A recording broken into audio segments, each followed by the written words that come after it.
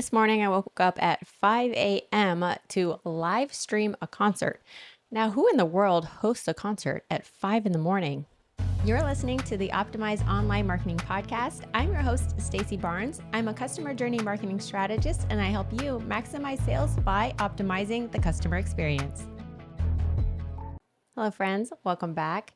Today, we are talking all about the customer experience. Now, what is this concert at 5 a.m. am I referring to? So the concert that I'm talking about is actually J-Hope's concert. So J-Hope of BTS is an artist that lives in Korea. And this concert was actually held at 7 p.m.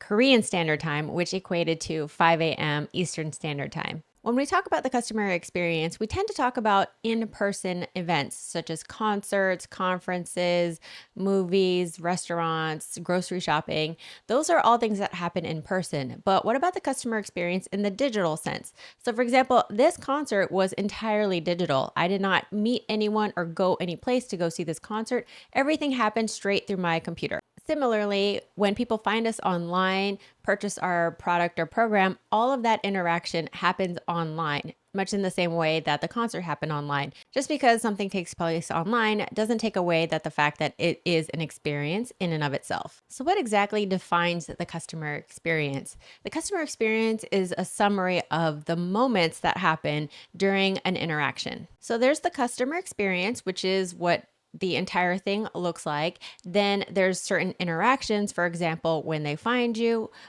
when they follow you, watch a video, or make a purchase. And then there's those little moments, the little things that happen, for example, within the program itself. Sorry, I meant the moments that happen within the interaction itself. For example, during the purchasing process, what does that look like? The moment that you log online, the moment that you enter a credit card, the moment that happens after you enter the credit card, et cetera, et cetera. The customer experience is the sum of all of those tiny little interactions, all of those little moments. What is the sum of that entire experience? So for example, if you go to a restaurant, you have either a generally good experience or you have a generally negative experience. The difference is what is the sum total of the good and the bad. Let's say you go to a restaurant, you get in quickly, you get seated, your waiter is friendly, your food comes out quickly. There's a little bit of a wait on getting the check for the ticket, but once the waiter gets you the check, everything's good to go and you're out of there. On the whole, this was a good and positive experience. Yes, there was a little bit of a wait on getting the check. However, everything else went smoothly, so it's overall a net positive. On the other hand, you go to the same restaurant, but the wait staff is very, very slow. The food comes out cold. The check comes out quickly, but on the whole, you've had a negative experience. Now, let's look at a different scenario at this restaurant. We go in. So again, friendly wait staff, great food, everything came out perfect, but you get towards the end of your meal. So overall, it's been excellent up until this point. You finally get the check, but the check took forever to get there. And then the check had errors on it. It had a meal on there that you did not order. And so you went back to the wait staff to take it off. Now you go back and it took another 20-30 minutes for them to take this item off. And then when you finally get the regular check, the restaurant staff made no attempt to remedy the situation. There was no discount or offer for a free meal. They simply handed you the check and say, thanks for waiting 90 minutes for you to pay. Go ahead, give us our money and you can be on your way. That leaves you with the feeling that you weren't taken care of. Despite all of the good that happened before, all of that is sort of a wash now because of the extremely long wait for the final check. On the flip side, if they had come to you and said, you know what, this was an unreasonably long wait for you. We're so sorry. This meal's on us and here's a coupon for a free meal the next time you come.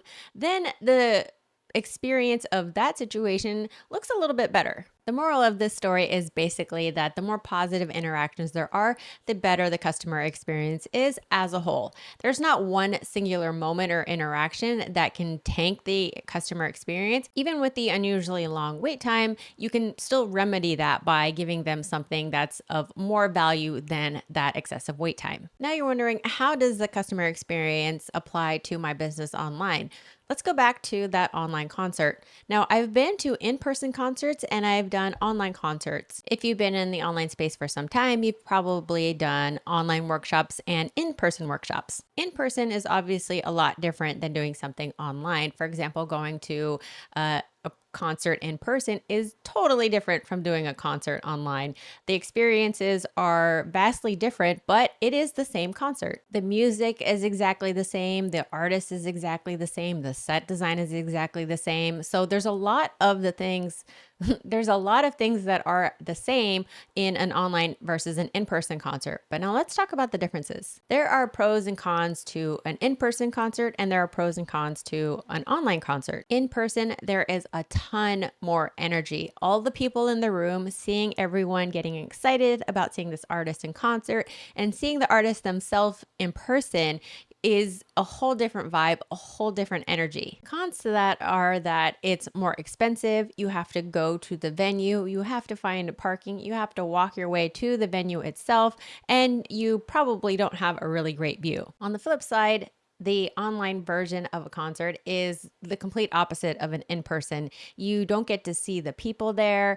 You don't get to see the artist there. The energy isn't as amped up as it is in a concert, but you get all of the benefits that are cons in an in-person. For example, I didn't have to go anywhere this morning. I didn't have to buy a ticket to Seoul, Korea and travel 14 hours to go see this concert. I was able to just wake up, roll out of bed and watch it on my computer. Now, just because this concert was online doesn't mean it wasn't an experience. It still was an experience. It was just a little more subdued than an in-person concert. In terms of the customer experience as a viewer of this concert, I thought it was really great. The ticketing process was super easy. None of that Ticketmaster mess, no dynamic pricing. The price was the price. I wasn't competing for a seat or anything like that. And I had a really great seat in terms of being online and being able to see the artist up close.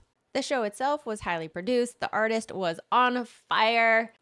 I love J-Hope. Anyways, the artist did a fantastic, amazing job, and the show was fantastic. It had a really great set list. It was super high energy, and it was pretty much everything I could expect from this concert, except I ended up missing the ending because I could not get back into the room. Unfortunately, what happened was that I logged out on my tablet and I tried to reconnect to the concert on my tablet again when I was in the car. I had to leave to drop my daughter off at school. But I tried to log back in and there was no button that would let me back in.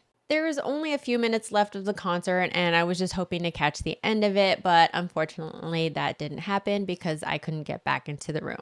On the whole, though, it was a positive experience and I'm happy that ticketing went well, the streaming went well, there were no glitches that I could see, and for the most part, I really enjoyed the concert. You can take these same similar lessons and apply them to your own business, whether you're doing an online workshop or a digital course or program. What you really want to focus on is making sure that your customer has a seamless experience. A seamless experience in the customer's eye is one where there's no issues and everything goes smoothly. There's no problem when it comes to purchasing a product or program. There's no problems when it comes to checking out. And they get all of the emails, all of the assets, everything they need without any trouble. Now, a great customer experience is something where you go above and beyond just delivering assets. So for example, things like checking up and following up, saying, hey, thank you so much for joining. I'm so excited that you're here, and giving them a shout out on social media or inside your program, or offering additional bonuses that you didn't initially tell them about. Going above and beyond is what we call surprise and delight. So this is where we underpromise and overdeliver. So when you're creating assets and you're telling your customers what they're going to receive, maybe hold back a few of those assets and surprise them with them later down the road. Some other things that you want to consider in the digital experience is everything that leads up to that purchase. So this includes everything from the time they find you on social media to the time they check out. Some of these things would include something like your social media profile. Now, you wouldn't really think that's part of the customer experience, but it is, because this is when they're doing their research and their due diligence on exactly who you are. If you have a really strong profile, something that looks clear with your name and exactly what it is you do, with a direct link to the product that you're trying to sell, this makes for a very seamless customer experience. It shows that, one, you have a very clean profile, so one that shows them that you know what you're doing. Two, you have a consistent feed. Everything looks crisp and clear and branded and all looks cohesive. And then 3, they want to buy your product or program, and boom, it's right there in the links in your bio. And so it makes it really super easy for them to check out. So all of these things that we don't normally think about, these are all part of the customer experience. And the more seamless that you can make the buying process, the better. There's a lot of other things that go into the customer experience as well, aside from your social media profile. You obviously have the lead magnet or landing page. How does that look? Does it look well on mobile? Then you have the nurture sequence to your lead magnet. So for example, you email the lead magnet itself, and then do you follow up? Do you check in on that customer and see how they're doing? Like I said before, customer experience is the total sum of interactions and moments that you have with any one person. So if you forget to email or forget to follow up, that's okay as long as the experience as a whole is a positive. One of the things that will help you stay in the overall net positive is to be consistent. Make sure you're consistent in posting, emailing, creating content, and replying to your customers. Now, I could go on about consistency. In fact, I have a whole podcast episode planned around the topic of consistency, but essentially, the more consistent you are, the better overall and positive customer experience. On the flip side, being inconsistent can lead itself to a ton of problems. So, for example, people don't know when you're going to come out with a podcast. They don't know when you're going to reply. They don't know what's going to happen here. And inconsistency can lead to confusion and ultimately lead to an overall poor customer experience. A lot of this podcast is about the customer experience. It's how they think and feel whenever they interact with you, whether that's through a purchase, whether that's through viewing a social media post, going on a sales page, getting into the mind of your ideal client avatar and thinking about what they want. That's ultimately going to serve you better in your overall marketing strategy. So the big takeaway for this episode is that it doesn't matter whether the experience is virtual or if it's online. Any interaction with you is ultimately part of the customer experience. Now, the question I want you to think about as we wrap up here today is, what do you want your ideal client to think and feel whenever they interact with you? So anytime you're creating any kind of asset, what's the takeaway that you want them to get from it?